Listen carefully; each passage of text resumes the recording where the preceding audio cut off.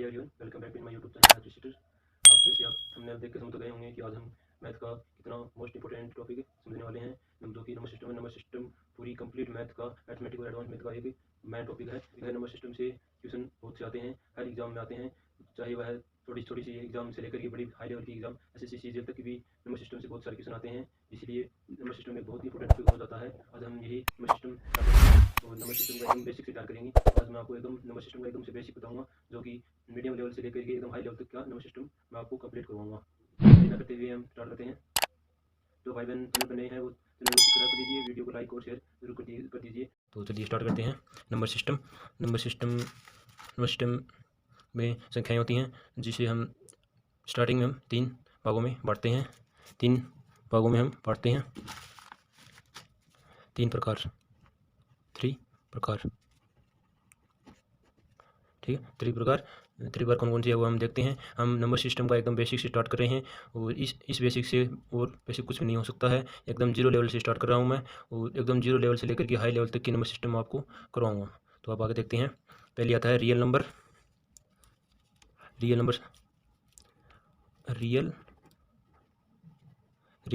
जिसे हम बोलते हैं वास्तविक संख्या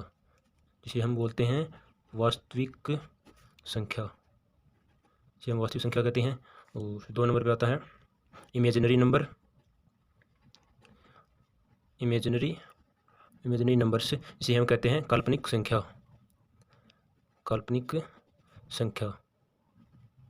और फिर 3 नंबर पे आता है कॉम्प्लेक्स नंबर,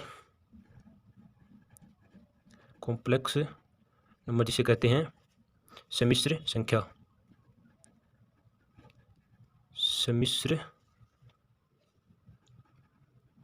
संख्या। अब ये 3 टाइप हैं, इनको हम एक एक करके हम डिटेल से एनालिसिस करेंगे और पढ़ेंगे क्या क्या होता है, क्या क्या नहीं होता है। तो हम पहले देखते हैं रियल नंबर या वास्तविक संख्या किसे कहते हैं। वास्तविक संख्या तो स्टार्ट करते हैं। वास्तविक संख्या उन्हें कहते हैं जिन्हें हम नंबर लाइन पर डिनोट कर सकते हैं, नंबर लाइन पर दर्शा सकते हैं। जिन्हें हम नंबर लाइन पर दर्शा सकते हैं उन्हें वास्तविक संख्या कहते हैं। जैसे आपको एग्जांपल की सहायता से समझाने की कोशिश करूँगा। जैसे ये हमारी है नंबर लाइन, और ये यहाँ पे होता है 0, और इसके आगे होता है 1 2 3 4, आगे से चलता जाएगा। और इस तरफ होता है -1 -2 -3, वही आगे से चलता जाएगा। ये हमारी नंबर लाइन है, और जिस नंबर को हम नंबर लाइन में दर्शा सकते हैं वो होती हैं वास्तविक संख्याएँ होती हैं। अब हम आगे देखते हैं इमेजिनरी नंबर या काल्पनिक संख्या किसे कहते हैं। इमेजिनरी या काल्पनिक संख्या वे होती हैं जिन्हें हम नंबर लाइन पर डिनोट नहीं कर सकते, जिन्हें हम नंबर लाइन पर दर्शा नहीं सकते हैं वे होते हैं काल्पनिक संख्याएं, जिसे हम एग्जाम्पल की सहायता से समझने की कोशिश करेंगे। जैसे होता है √7 √5 √37 -37, ये सभी एक काल्पनिक संख्याएं होती हैं जिन्हें हम नंबर लाइन के ऊपर डिनोट नहीं कर सकते, इसलिए ये काल्पनिक संख्या में आ जाती हैं और इन्हें काल्पनिक संख्या कहा जाता है। और अब हम देखते हैं थर्ड प्रकार, कॉम्प्लेक्स नंबर या सम्मिश्र संख्या किसे कहते हैं। सम्मिश्र संख्या उसे कहते हैं जो रियल नंबर और कॉम्प्लेक्स नंबर का योग ही सम्मिश्र संख्या कहलाती है। रियल नंबर और इमेजिनरी नंबर का योग ही सम्मिश्र संख्या कहलाती है। मतलब वास्तविक संख्या और काल्पनिक संख्या का योग ही सम्मिश्र संख्या कहलाती है। जैसे हम एग्जाम्पल की सहायता से समझेंगे। जैसे वो हमारा हो गया a + i b 1 + i 6 3 + i 12, ये सभी संख्याएं होती हैं। ये सभी संख्याएं सम्मिश्र संख्या के अंदर आती हैं, और सभी सम्मिश्र संख्या कहलाती हैं। तो अब हमने तीनों प्रकार अच्छी तरह से समझ लिए हैं कि वास्तविक संख्या किसे कहते हैं, काल्पनिक संख्या किसे कहते हैं और सम्मिश्र संख्या किसे कहते हैं। अब हम आगे देखते हैं रियल नंबर का, हम डिटेल से एनालिसिस करते हैं। रियल नंबर को 2 भागों में बांटा गया है। रियल नंबर को वास्तविक संख्या को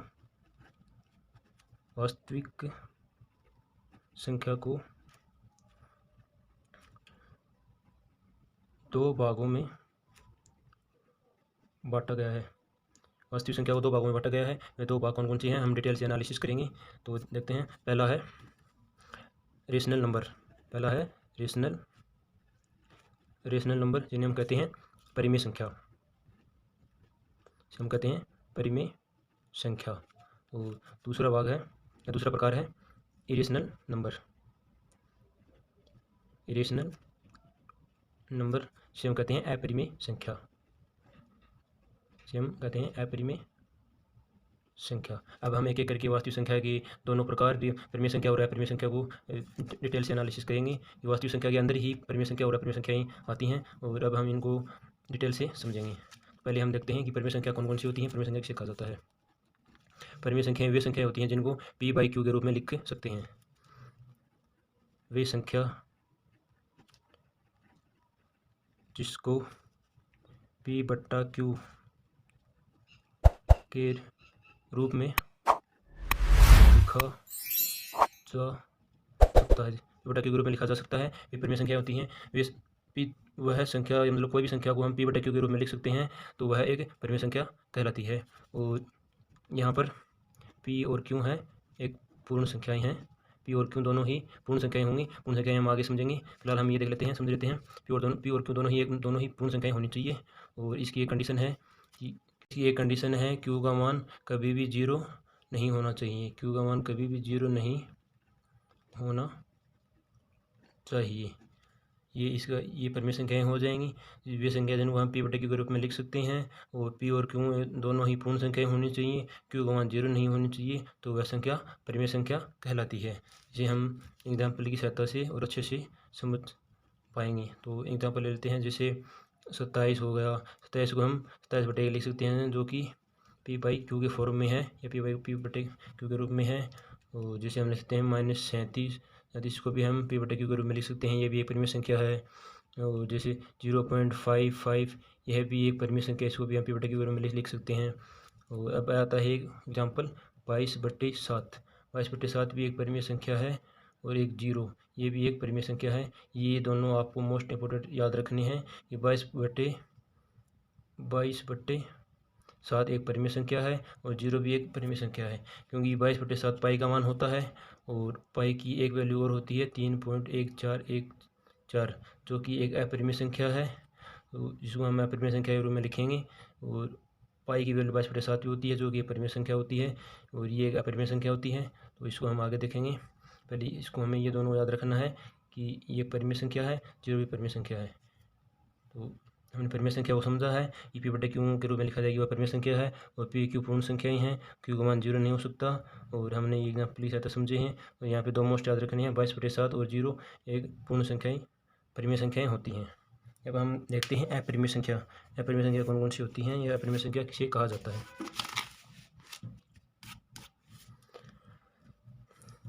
वे संख्या जिन्हें हम p/q के रूप में नहीं लिख सकते, जिन्हें हम p/q के रूप में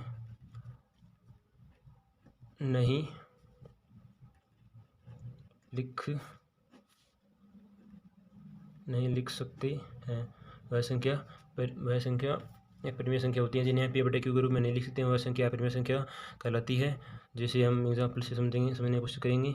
एग्जाम्पल जैसे √2 हो गया, √3 हो गया, √5 हो गया। इनका मान फिक्स नहीं है, इनका मान पॉइंटों में आगे चलता जाता है, जिसका इन्फिनिट तक चलता जाता है। इसलिए ये इनकी फिक्स वैल्यू नहीं है, इसलिए ये अपरिमेय संख्या में आएंगी। और ये हमारा पाई भी एक अपरिमेय संख्या है, क्योंकि इसका मान होता है 3.14144 आगे चला जाता है, जो कि इन्फिनिट तक जाता है, इसलिए इसका मान फिक्स नहीं है, इसलिए यह भी एक अपरिमेय संख्या है। तो आपको ये भी एक मोस्ट इम्पोर्टेंट याद रखना है कि पाई होता है एक अपरिमेय नंबर और 22/7 परिमेय नंबर होता है और 0 भी एक परिमेय नंबर होता है। तो हमने वास्तविक संख्या के दो भाग परिमेय संख्या और अपरिमेय संख्या को अच्छी तरीके से समझ लिया है। और यदि आपको नंबर सिस्टम को एकदम बेसिक से समझना है तो आपको ये चीज़ें आपको अच्छे से याद रहनी चाहिए और अच्छे से आनी चाहिए। और मेरे हिसाब से या किसी भी हिसाब से आप देख लेना कि नंबर सिस्टम का इससे बेसिक और कुछ भी नहीं हो सकता। ये एकदम 0 लेवल से स्टार्ट कर रहा हूँ मैं, और इसको एकदम हाई लेवल तक नंबर सिस्टम आपकी पूरी कंप्लीट करवाई जाएगी। अब हमने परिमेय नंबर देख लिया है और अपरिमेय नंबर भी देख लिया है। अब हम आगे देखते हैं परिमेय नंबर। परिमेय नंबर के 3 प्रकार होते हैं। हम परिमेय नंबर देख लेते हैं।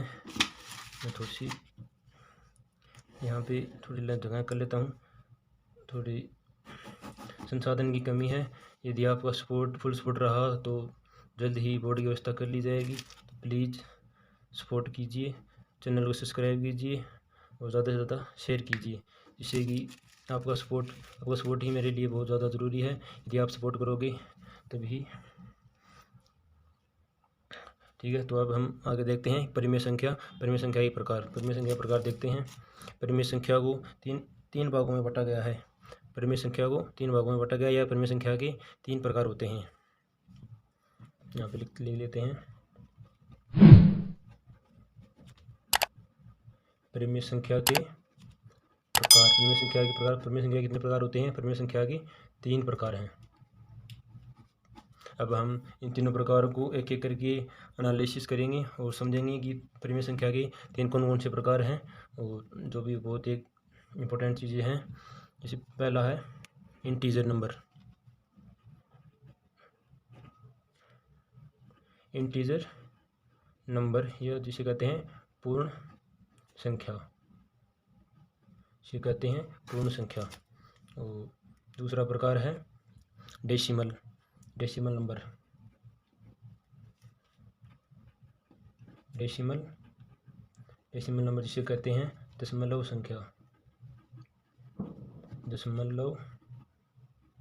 संख्या। और इसका तीसरा टाइप है फ्रैक्शन नंबर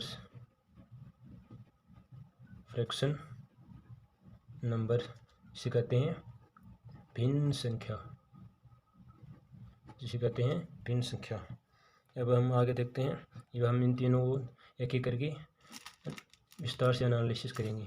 हम पहला नंबर ले लेते हैं इंटीजर ले लेते हैं। अब हम यहाँ पर जगह नहीं है, हम आगे फर्स्ट को ले लेते हैं।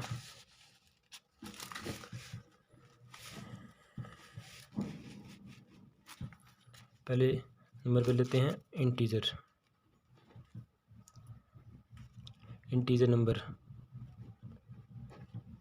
इंटीजर नंबर जिसे कहते हैं पूर्ण संख्या। इसे क्या कहा जाता है? पूर्ण संख्या। अब हम इंटीजर नंबर या पूर्ण संख्या को विस्तार से समझेंगे कि इंटीजर या पूर्ण संख्या किसे कहा जाता है। या पूर्ण संख्या के कितने भाग होते हैं? पूर्ण संख्या के मुख्यतः 2 प्रकार हैं। पूर्ण संख्या के भी मुख्यतः 2 प्रकार होते हैं, या पूर्ण संख्या 2 प्रकार की होती है। पूर्ण संख्या 2 प्रकार की होती है। पूर्ण संख्या 2 प्रकार की होती है। पूर्ण संख्या के 2 प्रकार होते हैं। जैसे पहला है इवन नंबर्स, जिसे हम कहते हैं सम संख्या। बोलते हैं सम संख्या। और जिसका दूसरा टाइप है ओड नंबर्स, जिसे हम कहते हैं विषम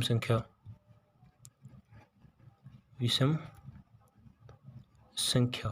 अब हम पूर्ण संख्या के 2 भाग सम संख्या और विषम संख्या को हम समझेंगे। तो पहले देखते हैं कि भाई इवन नंबर किसे कहते हैं या सम संख्या किसे कहते हैं। इवन नंबर सम संख्या उसे कहते हैं जो नंबर 2 की गुणा में होती हैं। वे नंबर्स जो 2 की गुणा में होती हैं उसे सम संख्या कहते हैं। वे नंबर्स जो 2 की गुणा में होती है उसे सम संख्या कहा जाता है। जैसे हम एग्जांपल देखते हैं। एग्जांपल होगा जैसे 2, 4, 6, 8, 10, 12, ये ऐसे आगे जाएगा। ये सभी 2 के मल्टीपल में है, 2 की गुणा में है, तो ये सभी सम संख्याएँ होंगी या इवन नंबर हो जाएंगी। और अब हम देखते हैं ऑड नंबर किसे कहते हैं। वे संख्या या जो संख्या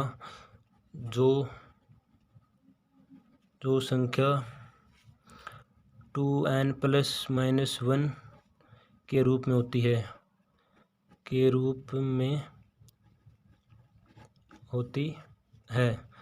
जो संख्या 2n ± 1 के रूप में होती है वह संख्या ऑड नंबर कहलाती है या विषम संख्या कहलाती है। जैसे एग्जांपल के तौर पर 1, 3, 5, 7 आगे ये सब विषम संख्याएं हैं। जैसे हम ये हो गया 2n ± 1 है, 2 के मल्टीपल में 1, 2 में एक जोड़ेंगे, 2 में एक जोड़ा जाएगा तो एक को जोड़ेगा तो 3 हो जाएगा जो कि विषम संख्या हो जाएगी। 2 में 1 घटाओगे तो 1 बच जाएगा जो कि एक विषम संख्या है। तो जो नंबर 2n + -1 के रूप में होगी वह संख्या विषम संख्या कहलाती है। अब हमने देखा कि पूर्ण संख्या के दो प्रकार, इवन नंबर और ऑड नंबर क्या क्या होते हैं। और जो 2 के मल्टीपल में होती है वह इवन नंबर होती है, जो 2n + -1 के रूप में होती है वह ऑड नंबर होती है। अब मैं आपको एक मोस्ट इम्पोर्टेंट तीन मान बताऊंगा जिन्हें आपको याद रखना है, और उसी से एग्ज़ाम में एक नंबर कन्फर्म आता है। किसी न किसी एग्ज़ाम में आप देख लेना, उससे एक नंबर कन्फर्म आता है और एक क्वेश्चन बनता है उससे। तो हम देखते हैं, पहला पॉइंट है, मोस्ट लगा लेता हूँ मैं आप यहाँ पर, इससे आपको ध्यान में रहे। ये मोस्ट चीज़ें इसी एग्ज़ाम में क्वेश्चन कन्फर्म बनता है किसी न किसी एग्ज़ाम में। सम संख्या में जोड़ोगे या घटाओगे सम संख्या को तो आगे क्या आएगा, आगे सम संख्या ही आएगी। सम संख्या, यदि आप सम संख्या में सम संख्या जोड़ोगे तो भी सम संख्या आएगी, और यदि आप सम संख्या में सम संख्या को घटाओगे तो भी सम संख्या आएगी। ये आपको याद रखना है। जैसे एग्जाम्पल के तौर पर 2 + 2 = 4 आ जाएगा। 2 भी यहाँ पर सम संख्या है, 2 भी यहाँ पर सम संख्या है, और इनको जोड़ा तो भी 4 आया जो भी एक सम संख्या है। और एक एग्जाम्पल और ले लेते हैं, 6 - 2 = 4। 6 भी यहाँ पर सम संख्या है, 2 भी यहाँ पर सम संख्या है, और 4 भी सम संख्या है, और इनको घटाओगे तो भी सम संख्या ही आई। तो इसलिए आपको याद रखना है कि यदि आप सम संख्या में सम संख्या जोड़ोगे तो भी सम नंबर आएगा, और सम संख्या में सम संख्या को घटाओगे तो भी सम संख्या ही आएगी। और अब हमारा सेकंड पॉइंट है, इसे भी आपको याद रखना है। यदि विषम संख्या में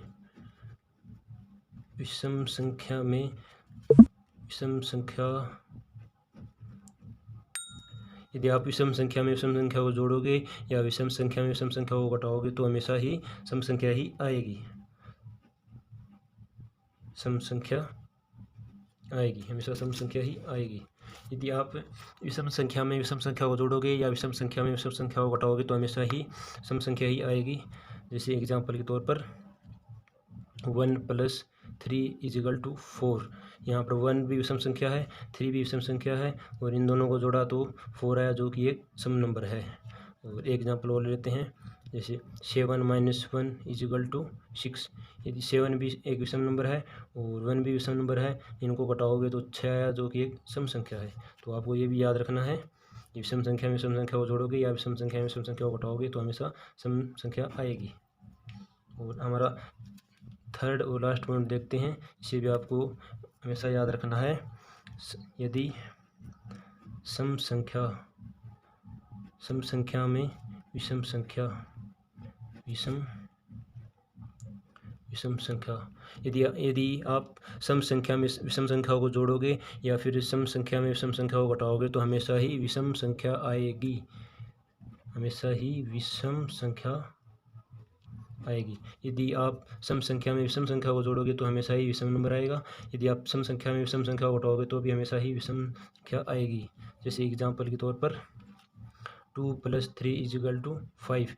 2 यहाँ पर सम संख्या है और 3 यहाँ पर विषम संख्या है, और इनका हमने जोड़ा तो 5 आया जो कि एक विषम संख्या है। और एक एग्जाम्पल ले लेते हैं, 6 - 1 = 5। 6 यहाँ पर सम संख्या है और 1 यहाँ पर विषम संख्या है, और इनको घटाओगे तो 5 आया जो कि एक विषम संख्या है। आपको ये तीनों पॉइंट हमेशा याद रखने हैं। एग्ज़ाम की दृष्टि से ये मोस्ट इम्पोर्टेंट चीज़ है। इसमें एग्ज़ाम में कई बार अधिकतर क्वेश्चन बन जाता है, तो आपको ये चीज़ याद रखनी है।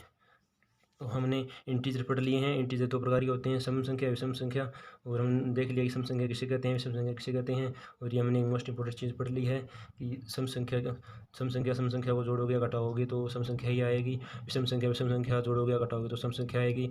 सम संख्या या विषम संख्या को जोड़ोगे या घटाओगे तो हमेशा ही विषम संख्या आएगी। ये हमने आज देख लिया है। अब हम आगे देखते हैं। हमारा इंटीजर हमारा पूर्ण हो गया है। अब हमारा नेक्स्ट 2 नंबर पॉइंट है। 2 नंबर पॉइंट देखते हैं। हमने परिमेय संख्या के 2-3 प्रकार थे जिसमें हमने इंटीजर को पूर्ण कर लिया है। पूर्ण संख्या को हमने अच्छे से डीपली एनालिसिस कर लिया है। अब हम सेकंड नंबर डेसिमल को डीपली से एनालिसिस कर देंगे। तो सेकंड नंबर देखते हैं। सेकंड नंबर डेसिमल नंबर्स, दशमलव संख्या, इसको भी हम डीपली से एनालिसिस करेंगे। आज के लिए इतना ही, बाकी का हम नेक्स्ट क्लास में पढ़ेंगे। और आपको ये सारा अच्छे से याद रहना चाहिए। ये एकदम नंबर सिस्टम का एकदम बेसिक से बेसिक था। इससे बेसिक वो नंबर सिस्टम का कुछ भी नहीं होता है। ये एकदम बेसिक से बेसिक है और इससे ही क्वेश्चन बनते हैं। आपको मैं बेसिक से लेकर हाई लेवल तक की एकदम नंबर सिस्टम कंप्लीट करवाऊँगा। तो आज के लिए बस इतना ही, बाकी का हम नेक्स्ट क्लास में करेंगे।